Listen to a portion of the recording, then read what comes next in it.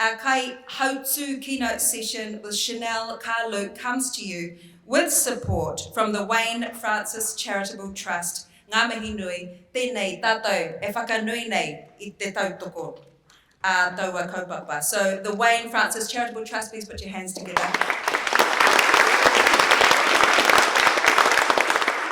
So I'll be back for a Q&A with Cha'nel near the end, so you can include your questions in the session app. You all know how to do that. But now I would like to introduce you to Cha'nel. Cha'nel is a wahine turi Māori who grew up in deaf education and has now come full circle towards working in the organisation. Their work of kaitakawainga turi Māori encompasses the dual identity development of being both Māori and deaf, both in the community and education settings. This mahi allows students the opportunity to explore their identity, culture and language, which will help them in furthering their education and finding employment in all the places that they could represent. Cha'nel has a big passion and motivation for making spaces more accessible in the arts, community, workplaces and te ao Māori. Tēnei, tātou katoa e whakanui nei I a Cha'nel Kaa-Luke.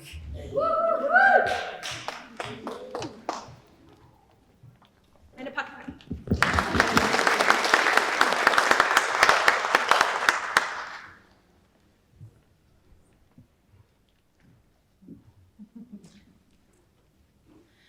Kia ora koutou katoa. Thank you, Stacey, for the warm introduction and bringing me here onto the stage. Thank you also for the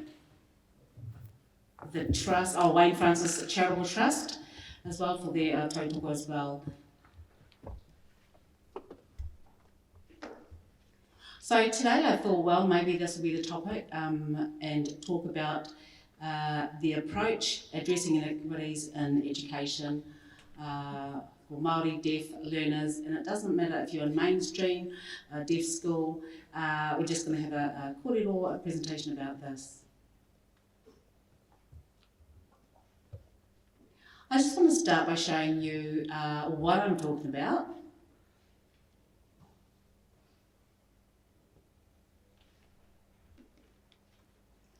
So, there is no sound, I'll just let you know.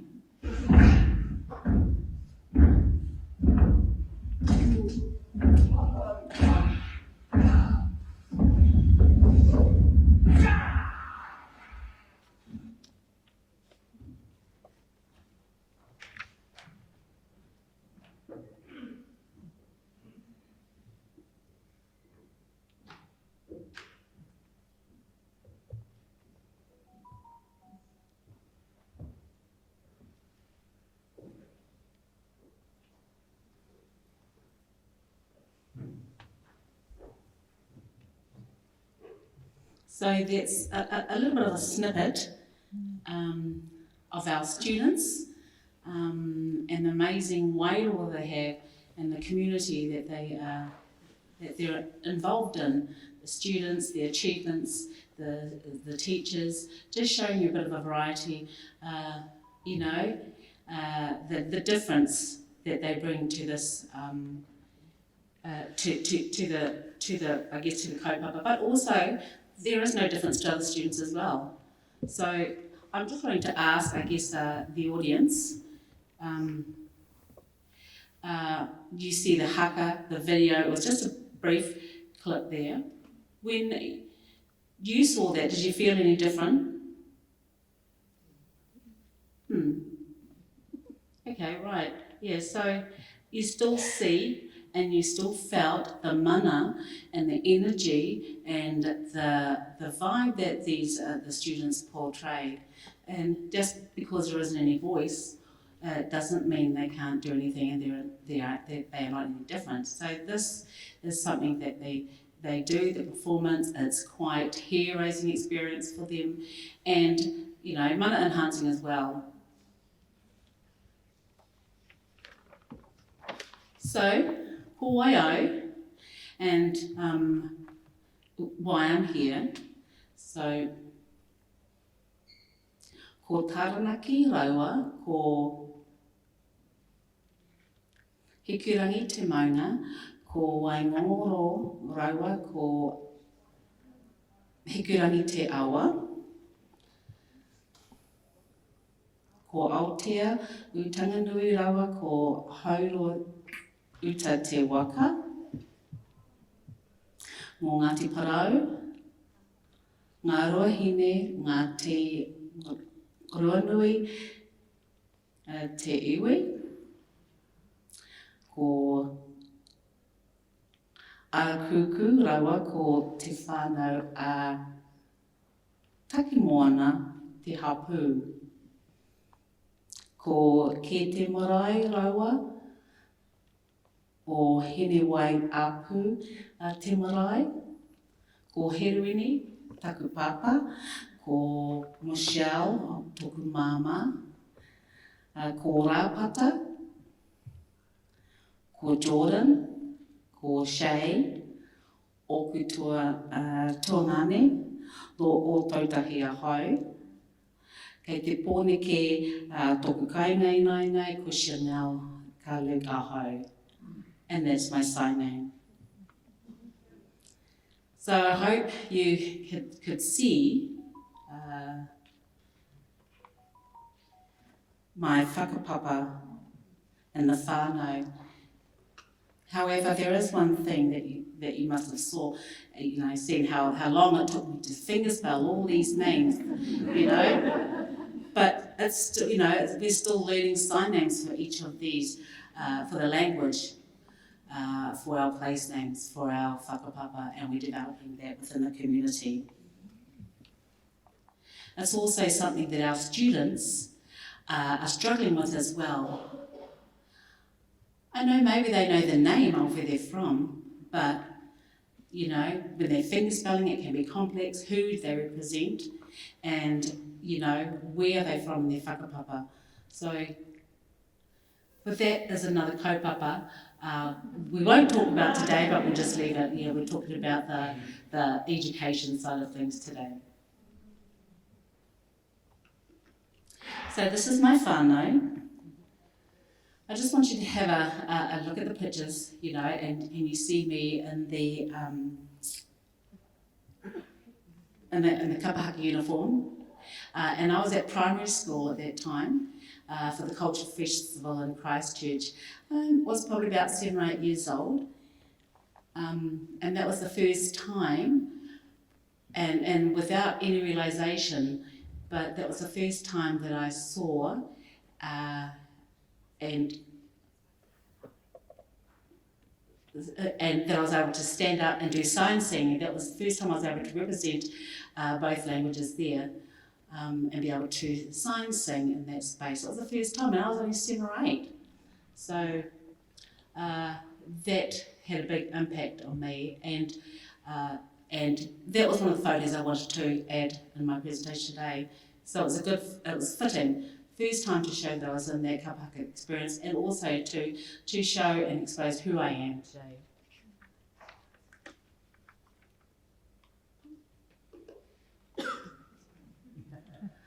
Okay, so why am I here today? I'm not a teacher, just to be honest, I'll let you know I'm not a teacher. I'm involved in the community. I'm coming from an educational experience, but also, so I'm just, I'm not cool, like as cool as David Latila, sorry, I don't know why, or I'm not cool as them, or Pākehā, not as cool as them, but not yet anyway. So I thought, what is it that I can explain to you, and maybe that could be who I am and where I'm from, and the experience that I bring into this space, my growing up in education. So I was born hearing, way back in day dot in 2001. I better get this right, yeah.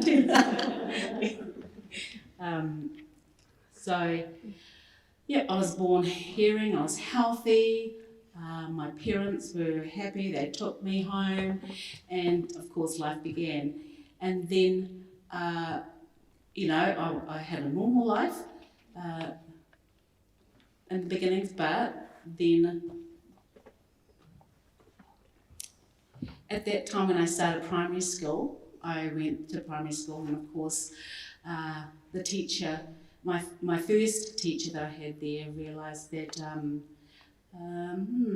this, you know, it's probably something, you know, not right. I was copying a lot of the students, I was ignoring what the teacher was saying, you know, I was just being myself, and that teacher was the one who helped me to get where I am, I guess, today, or to realise.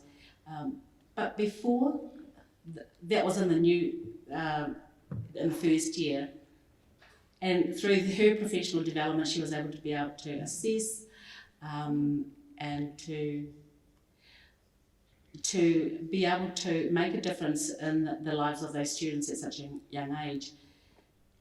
So students were able to help me. We would help each other to be able to fulfil those needs, and that's when I was diagnosed at 5.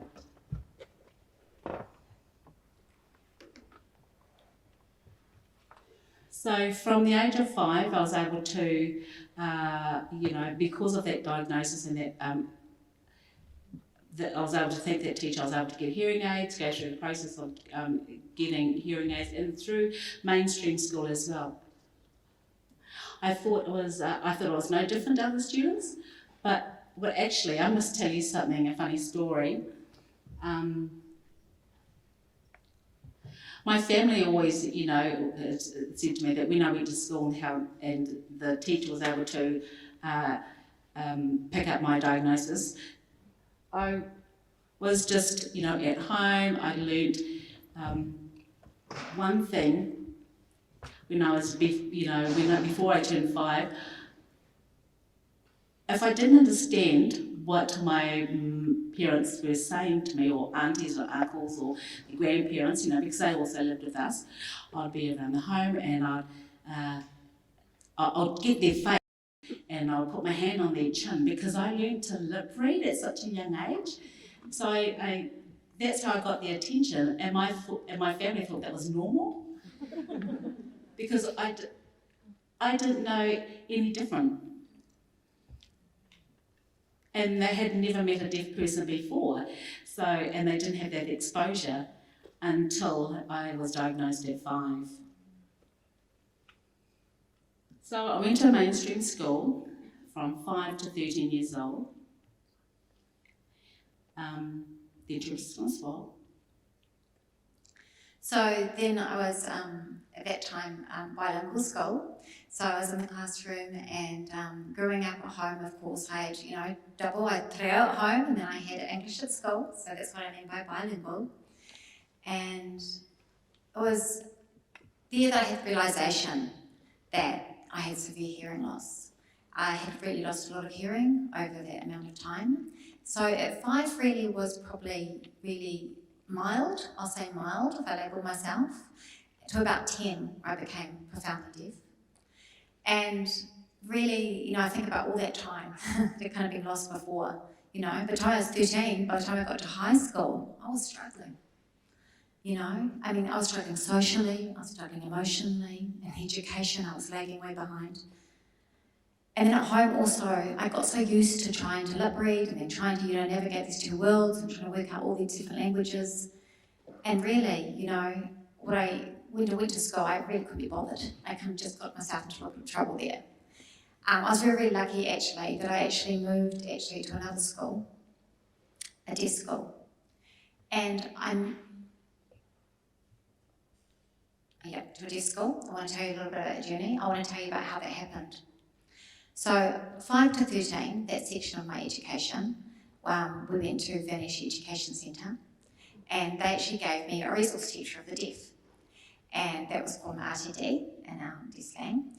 And they actually helped us provide with things like support for the teacher, a little bit of support for me, linguistically, around education, but still actually, it wasn't enough. So fortunately then I went to Wellington, and there was Nation, there was a school there, and there was a deaf teacher there. And sometimes they had what they call an immersion hui. And I thought, oh, this looks interesting. I want to be involved in that. And so I started to there, I think, 1, 2 or 3 times, and I got involved with that. It was a week-long hui that took place, and gosh, it was full immersion with other adults and teachers and students, and the sign language was just all over the place, you know? And I thought, wow, what is this? And I formed instant bonds and connections and rapport in that place. And it was just 1 week, that was just 1 week. And you know, I'd only gone there 3 times, but the impact had been incredible. So that was when I was 13. I thought, oh wow, I was just about that point to giving up and throwing it all out, baby out the bathwater. But then my parents actually made this decision, and they said, hey, Cha'nel, we're going to put you in a deaf school.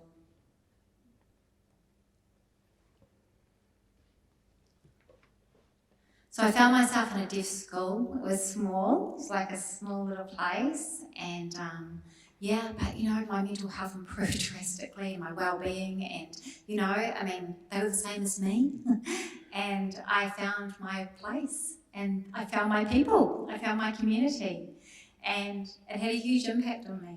So now I'm 13, this time my journey, and now I decided to learn New Zealand Sign Language. So I'm 13-year-old, and I knew very, very little beforehand, and I kind of came to the party a little bit late, and I was thrown in the deep end.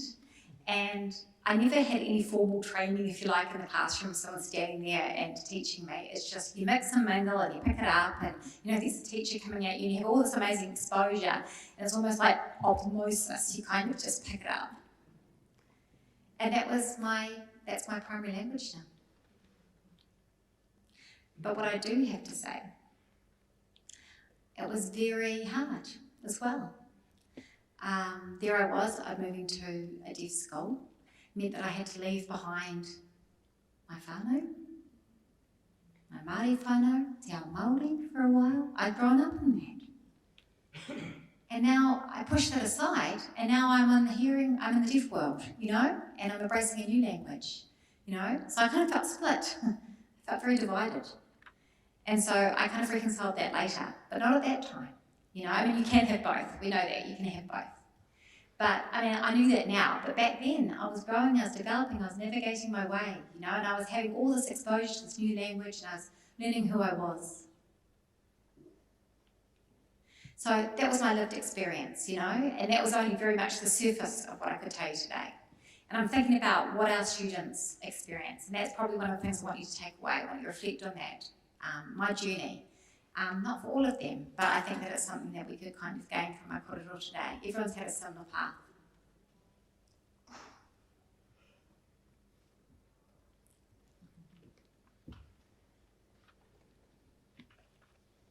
Through my talk about my experience, you'll probably hear me talk about RTDs and deaf school, and I just want to speak to these a little bit more and unpack it a bit for you.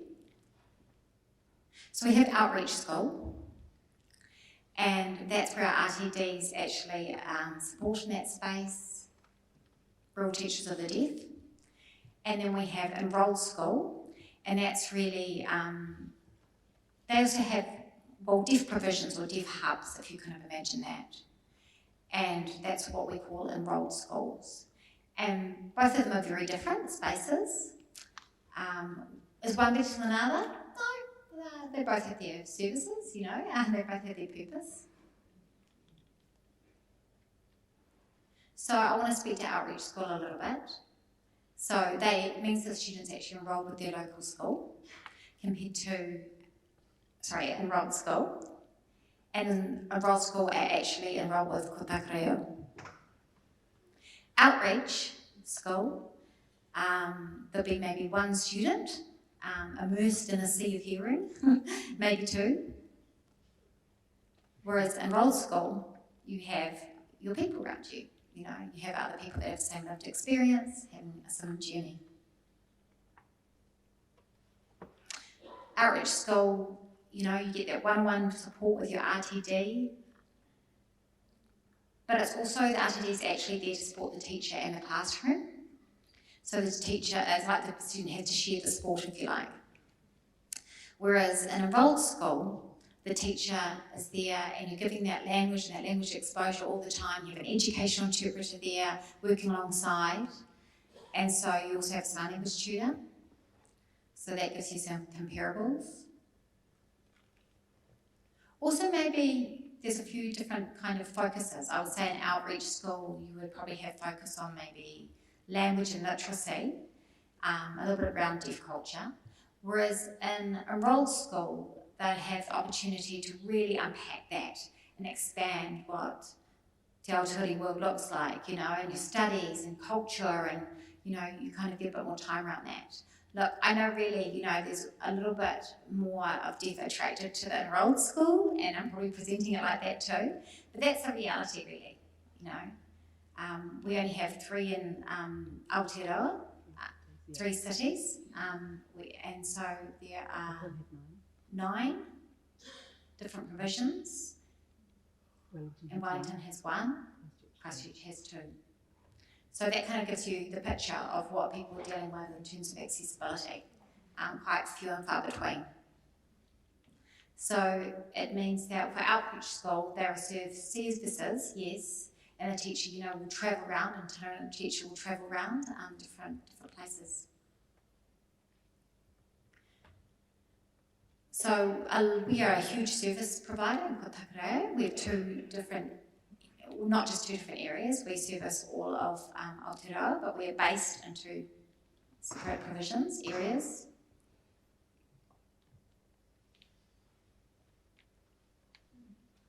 Our enrolled school students, there's about 122. You can see from my visual pictures, might just give you a little bit of an idea there. We have Māori and Pacifica people, and that is really, quite high numbers, quite highly represented here. And so I want to share a little bit about some of our services that we provide. It just gives you a little bit of a snapshot about what our services are, where people are from,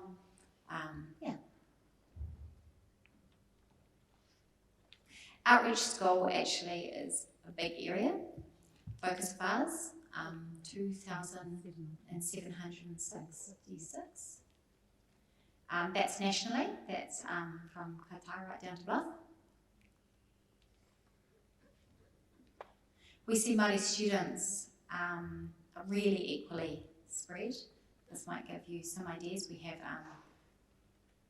quite high Māori representation, very high numbers, and hence they become a strong priority focus.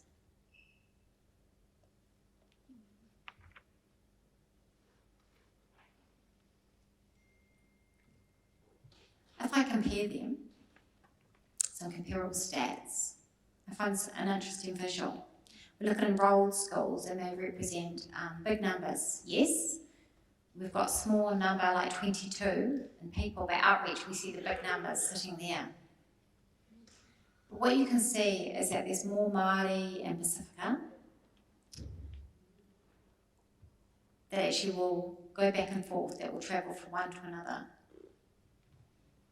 And then they'll go to the enrolled school services because they need that. They meet other deaf, they have that opportunity, or other hard of hearing, but maybe they're not Māori, or maybe they're not, the same face, the same Pacifica face. And so there's different benefits and negatives to each space. I do want to highlight something. In Kaihautū we have 300 staff, over 300 staff. So that's actually quite a small number of, within that Māori that are actually focused, and a very small number of Māori deaf within that. So minority within a minority within a minority. Now deaf education, we have amazing history, rich history that we bring to the table. And we still have to kind of unpack that.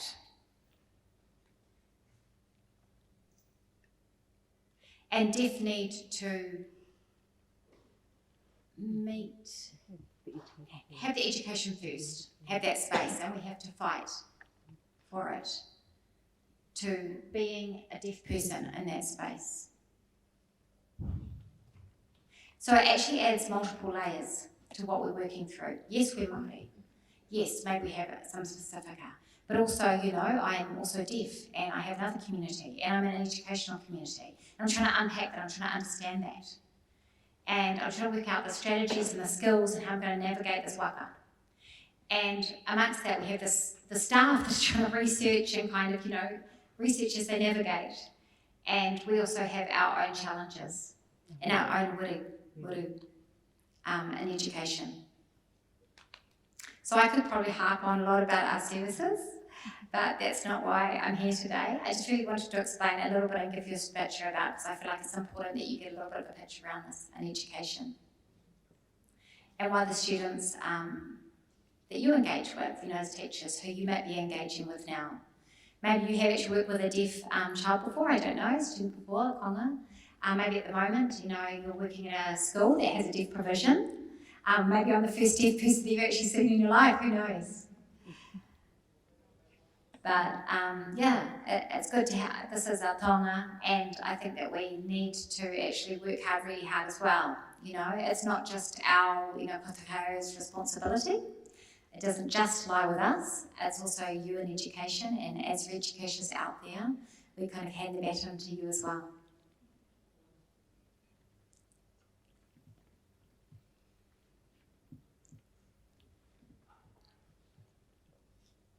This is topic outreach that I'm going to speak to now. So our outreach students, I'm just going to talk about inequity in that space and the inequities that we see there. Wow, we have a big number of students actually that are in Māori kura kaupapa. But like I said before, I mentioned, we've got, you know, not many Māori staff in that space that have the skills that, you know, are actively kind of involved in that space.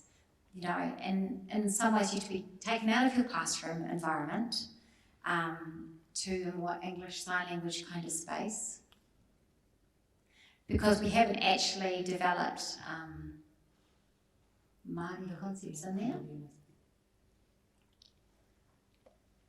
Also, we're just thinking about, you know, it's taonga for all Māori when we speak about, you know, all these different components, and the deaf have to work out where they sit in that space, te ao Māori as well, and what that means to be deaf and their identity. So you've got identity of deaf, exposure of deaf culture as well, and there are some clashes within those two worlds.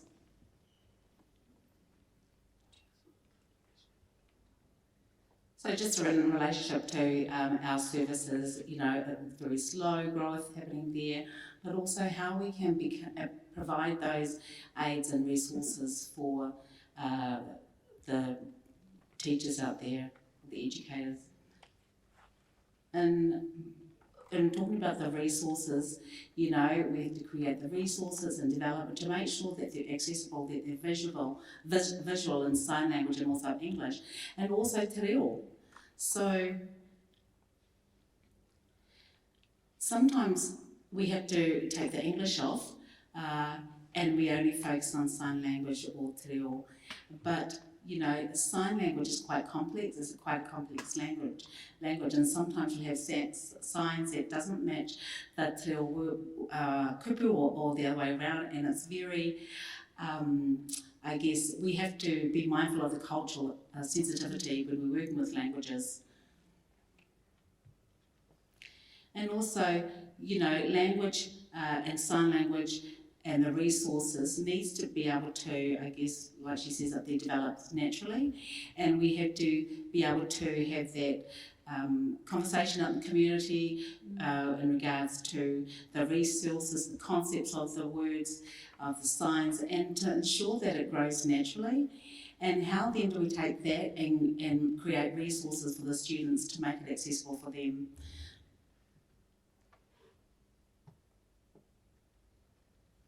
So this also links to the cultural resources and developing that, and how then do we match it with Māori and Māori Deaf And it's a huge concept, and the resources that we have to create. It's one size does not fit all. So in those situations, it's a huge challenge, or hurdle, like I said before, for the students, because those things are what you, as educators, need to be able to try and take on board. And I guess if we look at these pictures, you know, the community, engaging with the community, and the local communities, you know, they'll have the knowledge.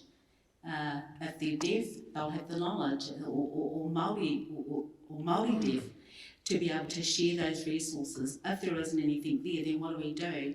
And then we have to, as educators, be able to bring together and feed each other, I guess, and to share those resources. And also learning their pūrākau. You know, they've got rich, valuable history, tauma, their lived experience. One person, you know, I'm just one person, but there are so many around that, and they also have their own different lived experiences, their rākau, their trauma, pūrākau, I should say, and at that time, you know, also having that space to listen. And some of you who are here today, you know, are able to know what I'm talking about, you know, the language which has been oppressed. And from this, you know, we have the Māori world, we have a deaf world, and so working alongside in parallels.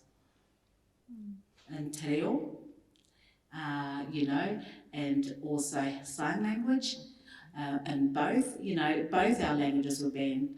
You know, for 100 years, both te reo and sign language were banned, but I'm a deaf student. How do I then talk? You know, I talk with my hands, what do? So we have similar parallel experiences in regards to our worlds, our culture and our language, and our perspectives are similar. We also have to then have that collaboration. We need to be able to sit in those spaces and have that empathy and be able to bring those resources out in the community together and have that collaboration to see how we can, you know, grow the future for our tamariki. So I just want to, in regards to the outreach services, I guess I just want to talk a little bit, maybe just off track a bit. So we have a small number of partner schools and partnerships out there with our communities. So we have provisional hubs, and sometimes those hubs, you know, have deaf community surrounding them, but also some of them don't have exposure to the language. And then how then can those provisions, you know, if they're out there, connect with the whānau, with the wider whānau, or the iwi. So that's what we also need to look at. And also we talk about pedagogy. That's a huge thing. How do we teach deaf students so that they also benefit like other students? And the assessments, we all know, you know, the assessments for our own, right? We have, finished some of those assessments, but you know, you've got the te reo language going on, and you've got those assessments and the approaches to assessments for those who use sign language. And some of you may have also, or may be able to take away recognition, recognising that the deaf student that you may have, they're not tokenism, you know, or they're not just there, but they're students and they want to achieve, just like every other student in the education sector. So they are there and you are there to teach and they're there to learn. How do we then make that connection in the community, with their whānau? Maybe the students have never had any kind of contact, or maybe they're because they're a mainstream school. How do we bring them together? You know, so they have that part of that could be online. connection, resources, networking, exposure to the language for the students, and so that they can become more, I guess, out there normalised, and communication, learning sign language, so they can, not just a little bit, but maybe learning communication in regards to sign language, so that you are able to have some sort of communication with your student, or how to work with an interpreter, or what would be the best method to be able to use those resources so that everybody benefits. I've just realised I've run out of time, I think. Let's just... here we go. So this, this encompasses the education, the feeding into our students so they are nourished, so they can grow and become, like a tall tree. And so because, I've given you a little bit of insight into this, this also impacts on their identity. Māori kaupapa, Māori Deaf, and what it means to be who they are in this world, and in the Pākehā world, or in a hearing world. And it doesn't mean that you just have to be deaf or Māori or Pākehā or hearing, but we're in this world together, and they can be part of that that system, or that this lived life, and be able to be successful. And I just want to, I guess in closing, acknowledge Patrick Thompson. He was one of the great rangatira in our community, in our deaf community, and advocated and impacted a lot within our deaf circles to be able to break some of those barriers down. Māori Deaf bring us together, and this is, yes, of course, a Suri Māori. He done a lot of research as well, but he also showed us when we came across those barriers, how can we get through them? So, unfortunately, Patrick passed away in 2014, but his legacy still lives on within the people of the deaf community, just like a tall tree. So he found the answer for us, for kōwaio. Kōwaio, I'm Māori, I'm turi, and that's who I am. He says, he tangata, he turi, he Māori, he turi, he tangata. So, kia ora koutou.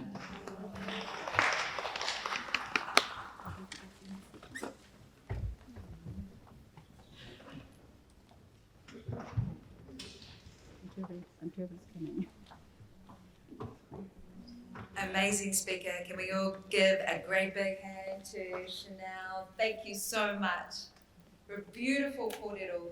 So many things I didn't know. Did we all learn something today? And we have lots of pātai, lots of questions. Is okay? Got energy left for those. But also thank you for Cha'nel for reminding us we don't have to say, here is the part where the interpreter will speak. Just say, you're going to figure it out. And thank you for welcoming us into your world and into your space. Thank you so much. So I have some questions from the app, if anyone is wanting to add some. First question. How has the high proportion of Māori and Pacifica deaf students shaped the culture of New Zealand deaf? Wow, thank you. Ask that question. That is a really good question. I think when I look to the community, well, in the community, it's already there. We already know that we're all deaf. So we all have, our own backgrounds, But we have our deaf community, and there's Pacific community and Māori community that sits within that space. But really, I actually think that we get biased. Sorry? We're driven by what it means to be deaf. That's our motivator, and that's our why in the community. So actually, there'll always, be the thing. We always have that historic, things that influences that come. And we think about, how it is to be Māori. for other deaf people, you know, and then we kind of unpack that for others, and they're unpacking their own story. And we have Māori we don't have Māori language. That's one of the things that we're unpacking a little bit at the moment. We don't have Māori Deaf language, Māori Sign Language. Yeah, there's nothing. And so, you know, we have what we call Māori concept signs. It's still growing, we're still developing that area, you know. So Pacifica community as well, they don't have anything at the moment either. So we're still very new in that space. And so we're trying to work out, how do we educate? How do we speak to this? What does that look like? What is the pedagogy? Yeah. That must be hard because you talk about being he Māori, he turi, he tangata, but your language doesn't help you express all those parts of yourself. Yeah, that's so true. Even myself, I'm still sometimes feel like I really have to kind of pick, who am I? Which language am I? What am I representing today? What's my preference? You know? I'm fortunate that I can actually kura, parao, and also I'm in a community, you know, where I don't have to speak at all, I can just sign. Tino pai.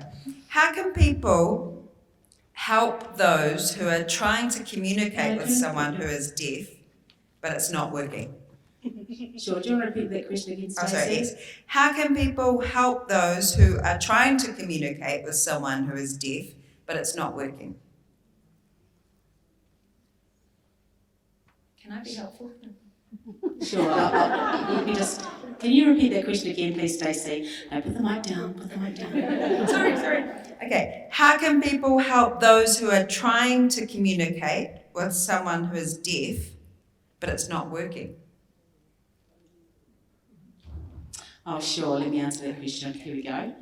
I guess if you have no sign language at all and you're wanting to communicate with a deaf child or student or deaf person, you know, go visual, you know. You don't actually need, go gesture even, you know, or bring pictures or find something, you know, to be able to communicate that. It's okay if you don't know, because it's, you know, it's okay that you're trying, but just figure out how you can make that connection with that person.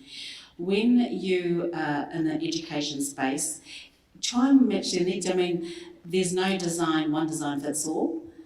So, yeah, just, you know, make it without, you know, if you don't know, I might just go back. So, using visuals. Nice. Yeah, to make it work. I'm a bit embarrassed because my brother-in-law is deaf and we do home sign, and I don't want you to see my pigeon sign. But it's true. Oh. It's like, you know, charades. You know, but that's an example of how you communicate, you know, home signs, you know, if that's how you do it. If you don't know, you know, you don't have to know fluent sign language. It is what works for you in your home. Just think outside the box. Yeah. And communicate. Okay, 2 more questions, because we're the boss here. Due to the serious lack of NZSL teachers, how can we support Māori sign and kura auraki, mainstream schools or English-led schools?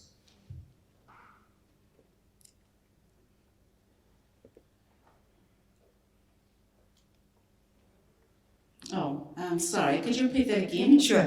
Due to the serious lack of NZSL teachers, how can we support Māori sign in kura auraki and mainstream or English-led schools? So they're Māori, but in English-led school.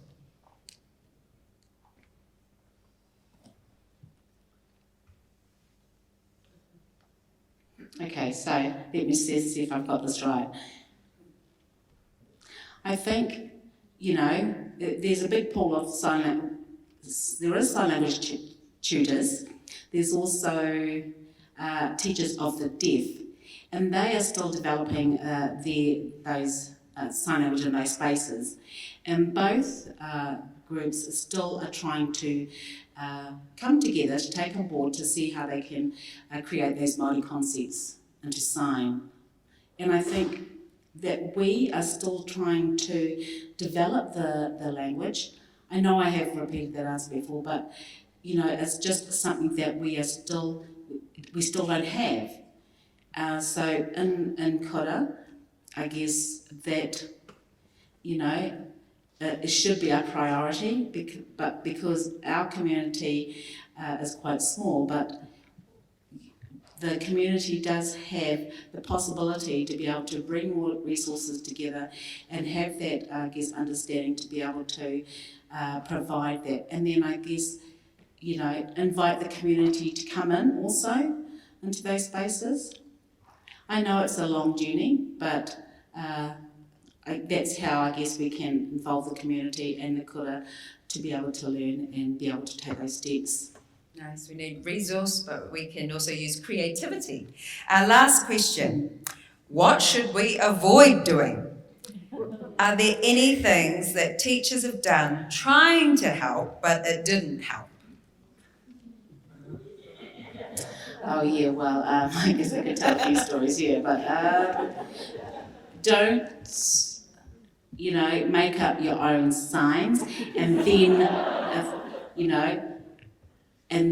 bring it into your classroom and try and communicate it there, but out of the classroom, just to have it in those spaces in the classrooms.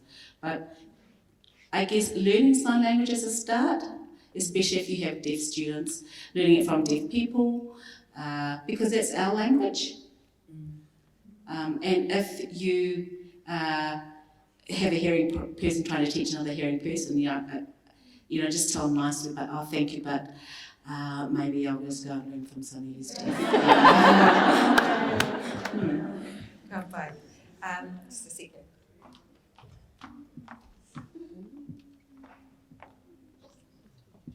Tēnei te mihi ki a koe te mārei kura e tino rongo e te wairua tātou tō kōrero tēnei kā mihi, tēnei kā mihi.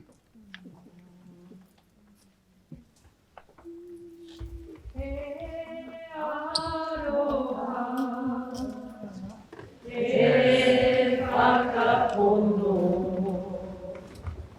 he te rangi mari e tātou tātou e. He aroha, he whakapono, me te rangi mari e tātou tātou e. Thank you.